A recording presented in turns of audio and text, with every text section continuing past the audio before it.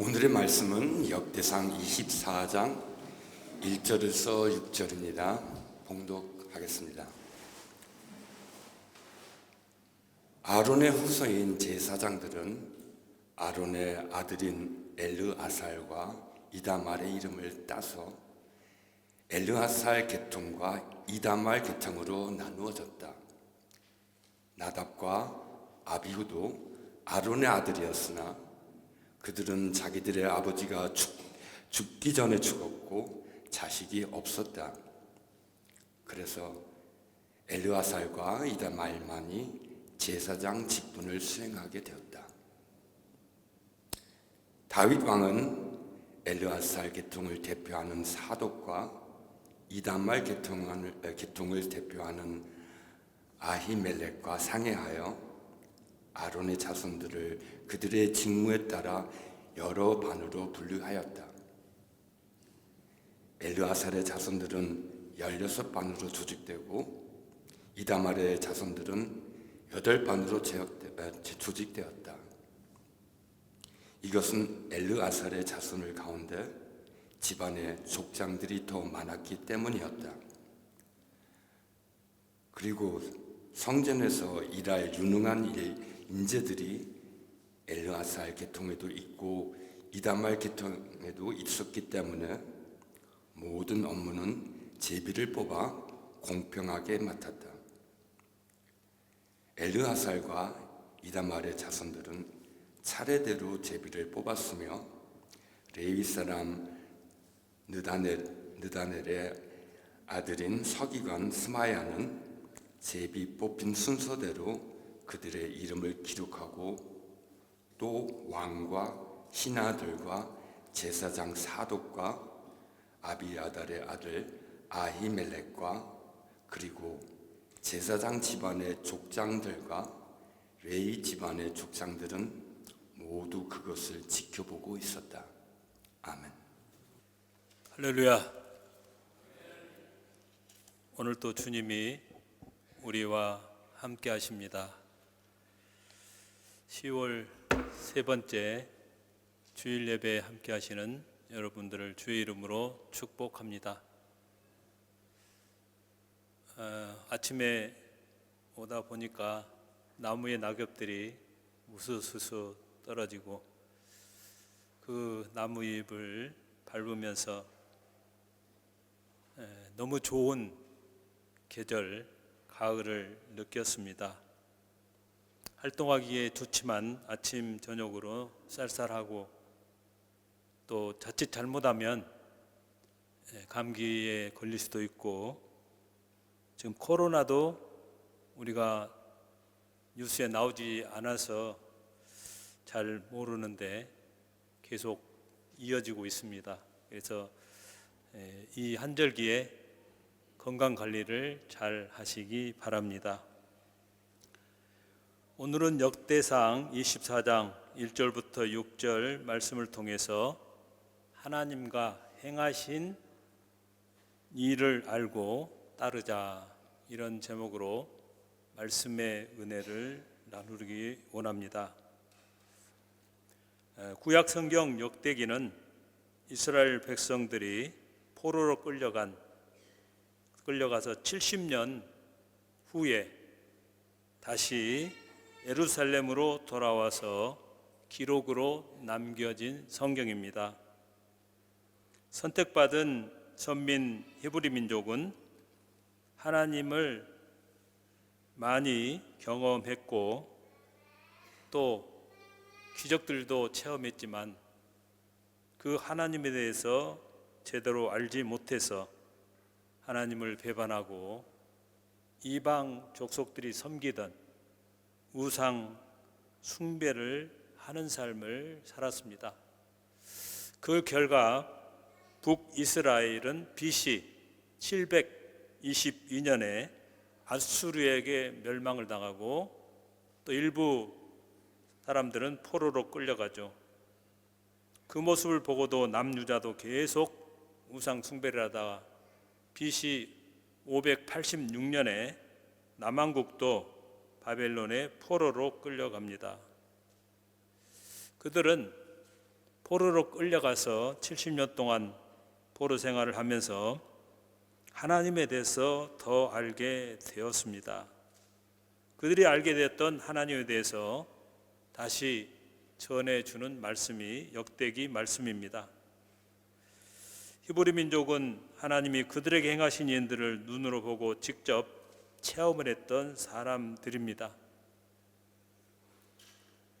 역대기는 남유다와 다윗의 가문으로 이어지는 하나님의 후속사를 우리에게 정리해서 전해주고 있습니다. 먼저 여러분은 하나님을 얼마나 알고 계십니까? 아는 것이 힘이라고 하죠. 모르면 차별 대우를 당하고 또 힘이 없습니다. 누군가를 알기 위해서는 우리가 무엇을 어떻게 해야 될까요? 제일 먼저 어떻게 해야 되죠? 제일 먼저 할 일은 만남을 가져야 한다는 것입니다. 그리고 그 사람과 교제를 해야 알 수 있습니다. 더 잘 알려면 어떻게 해야 될까요? 그 사람과 함께 일을 해보면 더 잘 알 수 있는 것입니다. 사랑하는 성도 여러분, 예수 믿는 사람들의 신앙생활은 한마디로 하나님을 알아가는 과정입니다. 하나님을 알기 위해서도 하나님과 만나는 시간을 반드시 우리는 만들어야 되고 하나님 앞에 나와야 한다는 것입니다. 하나님은 이 세상에 살고 있는 모든 사람들을 만나고 교제하기를 원하십니다. 특별히 하나님은 이스라엘 백성들을 성막에 부르시고 그곳에서 만나 주셨습니다.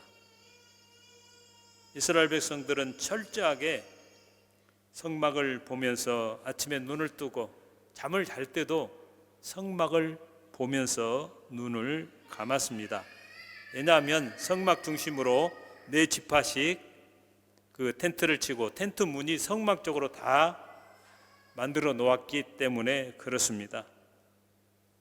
그리고 이스라엘 땅에 정착하면서는 솔로몬이 지었던 성전에서 그들을 만나 주셨습니다. 시간이 지난 2000년 오늘날은 어디서 하나님이 저와 여러분을 만나 주실까요? 매주일 교회 예배로 부르시고 만나십니다. 그래서 하나님을 알고 싶은 사람은 매주일 예배당에 나와서 하나님의 말씀을 들어야 합니다. 그 주에 하나님이 나에게 필요한 말씀을 주시기 때문입니다. 그리고 우리가 교회에 나와서 예배를 해야 할 이유가 무엇일까요? 로마서 10장 17절을 보면은 그러므로 믿음은 들음에서 나며 들음은 그리스도의 말씀으로 말미암는다고 말씀합니다. 먼저 주일 교회 예배에 나와 말씀을 들어야 합니다. 우리 눈에 하나님이 안 보입니다. 보이지 않는 하나님은 말씀으로 저와 여러분에게 찾아오시고 또 만나 주십니다. 또 한 가지 방법으로 하나님이 우리 몸속에 직접 오시는데 그것은 바로 성찬 예식 때 직접 주님이 오십니다. 예수님의 말씀을 들어야 믿음이 생깁니다. 그리고 그분이 어떤 분인지, 하나님이 어떤 분인지를 말씀을 통해서 조금씩 알게 됩니다. 아무리 큰 은혜를 받고 기적을 체험을 하면서 하나님을 만났어도 그 한 번의 사건을 통해서 하나님을 전부는 알 수가 없습니다. 아주 조금씩 알아가는 것입니다. 아무리 오래 믿으면서 하나님과 예수님을 체험한 사람도 100% 전부는 알 수가 없습니다. 아주 작은 부분을 보거나 경험한 만큼만 아는 것입니다. 그런 이유 때문에 우리는 하나님을 알기 위해서 죽는 날까지 교회 안에서 신앙생활을 해야만 한다는 것입니다. 어떤 상황에서도 중간에 신앙생활을 쉬지 않고 끝까지 하는 함부르크 한인교회 성도님 되시기를 주님의 이름으로 축복합니다. 하나님은 무한하시고 크신 분이십니다. 우리가 평생 하나님을 믿어도 사람이 하나님에 대해 전부는 알 수가 없고 부분적으로만 아는 것입니다. 죽어서 이제 천국 가면은 직접 하나님을 만나니까 그때는 확실하게 알 수 있는 거죠. 제 기억 속에 저의 신앙생활은 46년 전부터 하나님을 제대로 알기 위해서 신앙생활을 지금까지 하고 있습니다. 그렇게 쉬지 않고 하나님을 알기 위해서 살다 보니까 중간에 하나님께서 목회자의 소명을 주셨고 신학을 하게 했고 목사가 되게 했습니다. 뿐만 아니라 독일 함부르크까지 보내주셔서 여러분과도 만날 수 있게 되었습니다. 누구도 처음부터 하나님과 복음에 대해서 다 알 수는 없습니다. 그러나 하나님의 성령께서 복음을 들은 사람 마음속에 임하십니다. 그리고 복음을 받아들이고 예수를 주인으로 영접할 수 있도록 마음을 활짝 열어주시고 도와주십니다. 그런 성령의 역사가 없으면 아무리 복음을 전해도 받아들이지 못하고 예면하고 가는 사람들을 우리가 주변에 너무나 많이 볼 수 있습니다. 그리고 우리 하나님은 내가 떠나지 않으면, 사람이 떠나지 않으면 끝까지 동행하시고 함께 하시는 것을 믿으시기 바랍니다. 하지만 많은 사람들이 중간에 하나님을 떠납니다. 교회를 떠나고 하나님을 떠나는 일은 이 세상에서 가장 불행한 일입니다. 지금부터 내 생명이 다하는 그날까지 하나님을 알기 위해서 예배하는 자리에 모이기를 힘쓰고 하나님을 만나는 여러분 되시기 바랍니다. 그리고 하나님의 말씀을 듣고 반응을 해야 합니다. 그것이 하나님과 동역하는 일입니다. 그 동역을 통해서 하나님을 더 깊이 많이 알 수 있습니다.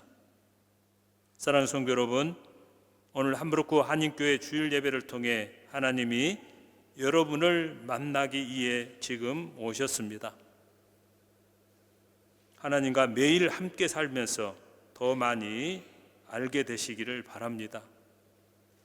바라기는 오늘 하나님의 말씀을 듣고 그동안 몰랐던 하나님을 알고 만나고 따라가는 결단이 있게 되시기를 주님의 이름으로 간절히 축복합니다. 다음은 그러면 하나님을 어떻게 알 수 있습니까? 하나님은 태초부터 자신을 계시하셔서 이 세상에 태어난 모든 사람들이 하나님을 알게 해 주셨습니다. 하나님의 자기 계시는 두 가지죠. 자연 계시와 특별 계시입니다. 하나님은 자연을 통해 창조주 하나님이 세상에 존재하시는 사실을 계속 말씀하고 있습니다. 하나님과 예수님의 복음을 듣지 않아도 이 세상에 살고 있는 모든 사람들이 하나님을 알도록 하신 것입니다. 그래서 자연 계시를 통해 하나님을 알 수 있습니다. 세상 만물과 역사를 통해서도 하나님의 존재를 보여주시기 때문입니다. 그래서 예수를 믿지 않는 사람들이 하나님 앞에 가서 핑계를 대지 못합니다. 나에게 왜 복음을 전해주지 않았습니까? 왜 나를 찾지 않으셨습니까? 항변을 해도 이미 하나님이 자연을 통해서 내가 존재한다는 것을 말씀해서 핑계를 댈 수가 없다는 것입니다. 또한 특별 계시를 주셨습니다. 그 특별 계시가 뭐죠? 성경 66권의 말씀입니다. 예수를 영접하고 구원받은 사람은 성경 66권 말씀을 통해 확실하고 정확한 하나님을 알게 됩니다. 저도 성경을 읽기 전에는 학교에서 배웠던 진화론을 믿었습니다. 그런데 중학교 3학년 때 성경을 처음 갖게 되었고 성경을 읽으면서 하나님에 대해서 알게 됐고 세상이 어떻게 창조되었는지 창조론을 알게 되고 믿을 수 있게 되었습니다. 또한 하나님이 하신 일을 통해서도 알았습니다. 세상을 창조하신 하나님을 창세기에서 만날 수 있었습니다. 또한 하나님이 세상에서 행하신 일들을 통해서도 알 수 있습니다. 하나님은 어떤 분이십니까? 창세기 1장 1절을 믿으면 다 믿을 수 있다고 그러죠. 태초에 하나님을 천지를 창조하시니라. 이 한마디만 믿으면 다 믿을 수 있습니다. 이 말씀을 부인하면 하나님을 믿을 수가 없어요. 하나님은 세상을 창조하신 분이십니다. 창조하신 세상을 사랑하시고 죄로 죽을 사람들을 다 구원할 수 있는 분이 하나님이십니다. 그 일을 위해서 누구를 보내셨죠? 요한복음 3장 16절 함께 읽어볼까요? 시작. 하나님이 세상을 이처럼 사랑하사 독생자를 주셨으니 이는 저를 믿는 자마다 멸망치 않고 영생을 얻게 하려 하심이니라. 할렐루야. 하나님은 세상을 사랑하셨고 이 세상에 존재하는 모든 사람들을 사랑하시고 그들이 멸망받지 않고 구원받기를 원하신 것입니다. 디모데전서 2장 4절을 보면은 하나님은 모든 사람이 구원을 받으며 진리를 아는 데 이르기를 원한다고 말씀하십니다. 한 사람도 벌어지거나 심판을 받기를 원하지 않으십니다. 죄로 인해서 영원히 죽을 인류를 구원하기 위해서 예수님을 보내주셨습니다. 이 진리를 알면 죄와 죽음으로부터 우리가 자유롭게 됩니다.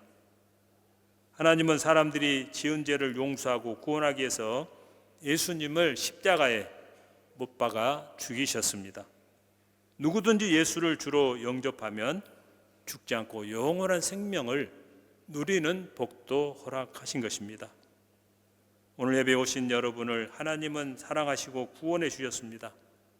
바라기는 오늘 말씀을 듣고 예수님을 구주로 영접하고 믿음으로 구원을 받아 영원한 생명을 누리는 저와 여러분이 다 되시기를 주님의 이름으로 축복합니다. 다음은 역대상 24장을 통해 만나고 알 수 있는 하나님입니다. 역대상 24장에 다윗이 노년에 제사장 엘르야살과 이다말과 의논해서 성전에서 봉사할 제사장을 24계열로 나누었습니다.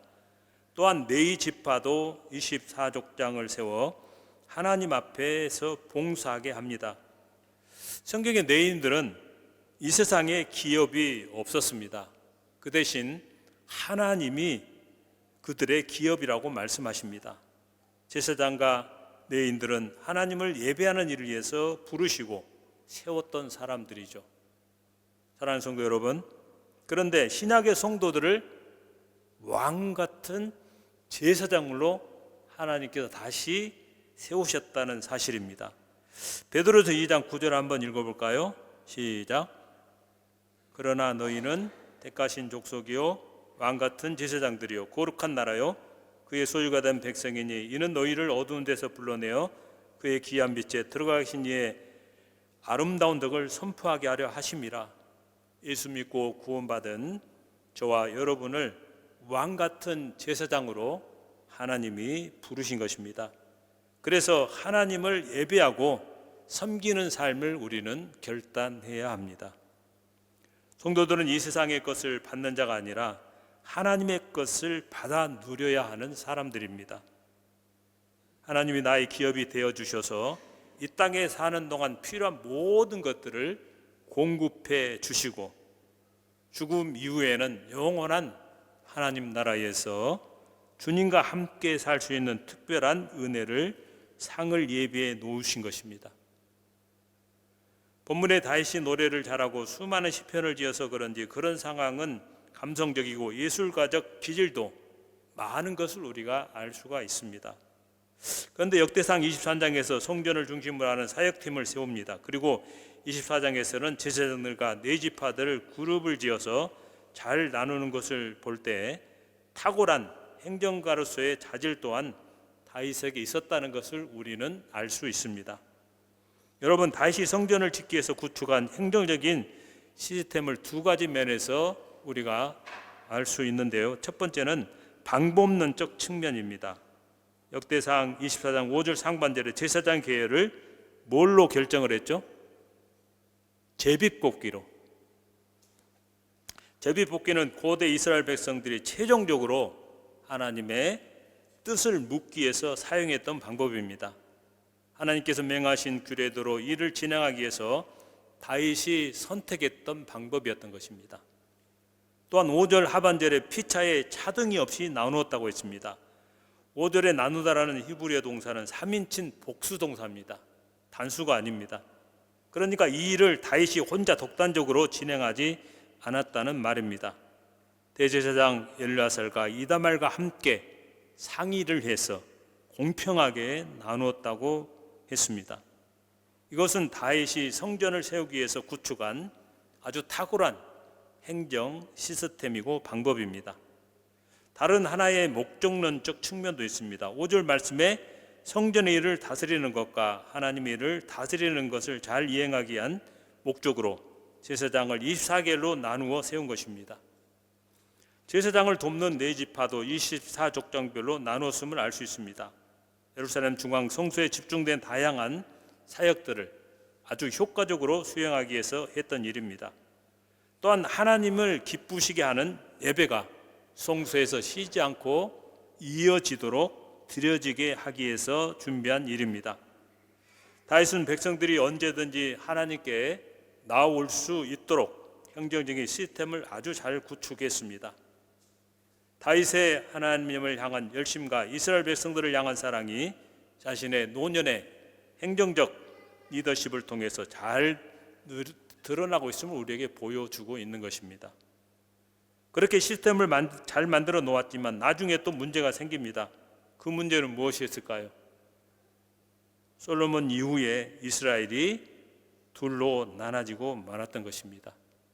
그리고 시간이 지나면서 이 행정 시스템의 문제는 더 커졌습니다. 처음에 다윗이 세운 행정 시스템을 갖춘 본래 목적은 없어져 버리고 껍데기만 남게 된 것입니다. 이스라엘 백성들이 제사를 드리고 행정적으로 율법과 절기는 지키지만 그 모든 행위의 중심을 잃어버린 결과를 가져오게 된 것이죠. 그래서 그때부터는 누가 활동을 했을까요? 이사야를 비롯해서 말라기까지 모든 선지자들이 계속 이스라엘에게 경고를 했습니다. 그러다 너희들 망한다, 심판받는다, 돌아서라. 중심을 잃어버린 시스템과 알맹이 놓고 껍질만 남은 종교 행위에서 돌아서고 하나님께로 나오라는 메시지를 전했던 것입니다. 오늘 우리도 종교 생활이 아니라 하나님과 함께 사는 결단을 요구하고 있는 것입니다. 다음 주가 종교개혁 기념주일입니다. 우리의 신앙생활과 우리의 교회를 한번 우리가 되돌아보고 원래 주님이 원하시는 교회 또 성도로서의 삶을 우리가 다시 한번 결단해야 될 때라고 생각을 합니다. 역대기 청중에게 주어진 과제는 과연 무엇일까요? 지금 역대기 기자가 다윗이 성전을 세우고 예배를 세우기 위해 구축했던 행정적 시스템에 대해서 자세히 기록한 목적은 무엇입니까? 그 이유는 지금 역대기 청중들에게 주어진 과제도 바로 그것이기 때문입니다. 그들이 놓치고 있는 본질을 회복하는 것입니다. 또한 그 본질을 위한 시스템을 재정비하라는 것이죠. 예루살렘으로 귀환하는 바벨론 포로 공동체가 다시 하나님이 통치하시는 나라가 되기 위해서 반드시 수행해야 할 과제였던 것입니다. 결론으로 오늘 우리는 어떻게 적용을 해야 할까요? 오늘 우리 스스로가 동일하게 이와 같은 질문을 던져보아야 됩니다. 과연 나는 본질을 붙들고 있는가? 그리고 본질을 추구하며 살아가고 있는가? 사랑하는 성도 여러분, 그러면 신앙의 본질은 무엇입니까? 신앙의 본질은 곧 신앙의 대상입니다. 우리 기독교와 그리스도인들의 신앙의 대상이 누굽니까? 기독교와 믿는 사람의 신앙 대상은 하나님이십니다. 다른 것이 없어요. 오직 하나님. 그리고 그 하나님을 아는 것이 본질입니다. 다른 하나는 하나님 행하신 일을 아는 것이 신앙의 본질이라는 것입니다. 내 안에 과연 이 본질이 살아 숨쉬고 있는 것을 한번 점검해 보십시오. 내가 하나님을 알기 위해서 얼마나 노력하는가? 내 안에 여전히 예수 그리스도의 십자가 복음이 중심에 세워져 있는가? 만약 그런 중심이 세워져 있다면 하나님이 나를 사랑하시고 나를 용납해 주신다. 나를 위해 독생자 예수 그리스도를 이 땅에 보내신 사실에 감격하고 찬양하며 영광을 돌릴 수 있어야 합니다. 내가 지금 그런지를 여러분 확인해 보십시오. 또한 복음이 나에게 감동을 주고 있는가? 그냥 형식적으로 주일이면 예배당에 와서 앉았다 가는 그런 예배가 아니라 오늘 누가 복음을 전해도 그 복음이 나에게 들어와서 내 인생에 감동을 주는가? 주님의 십자가 능력으로 사역하고 영혼을 사랑하며 살고 있는지 우리 스스로에게 질문을 해야 한다는 것입니다. 또한 그 본질을 유지하기 위한 시스템이 잘 운영되고 있는지도 우리는 살펴보아야만 합니다. 나의 생활 스타일이 본질을 더 견고하게 세우는 생활 스타일인가?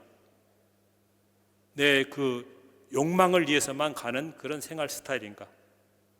아니면 오히려 본질을 훼손하기 위한 생활 스타일인지를 우리는 오늘 다시 한번 점검해 보시기 바랍니다.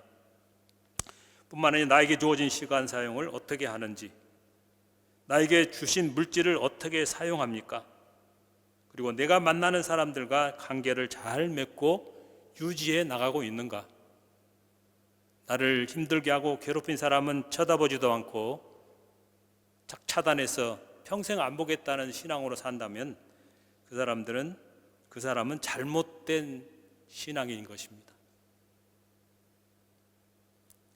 이 모든 일이 과연 하나님과의 관계라는 본질을 더 세우기 위해서 사용되는가? 아니면 하나님과의 관계를 더 멀어지게 하는데 사용되는지를 우리가 점검해 보아야 한다는 것입니다.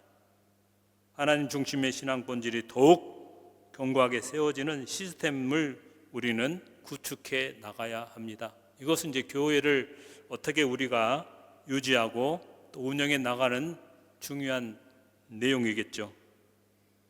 우리 개인과 가정과 교회가 이 본질이 먼저 잘 세워져야 합니다. 그리고 본질을 위한 행정 시스템도 하나님의 은혜로 잘 세워져 나가는 함부르크 한윤교회와 성도 여러분 되시기를 주님의 이름으로 간절히 축복합니다.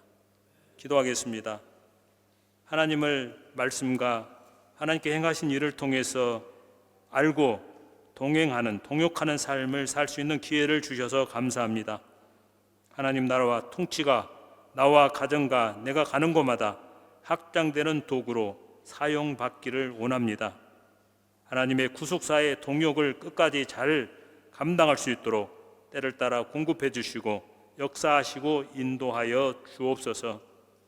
올해가 다 가기 전에 다시 한번 내 신앙을 점검하고 하나님만을 의지하고 예수님을 따라가는 제자의 삶을 결단하는 우리 모두가 되게 하옵소서.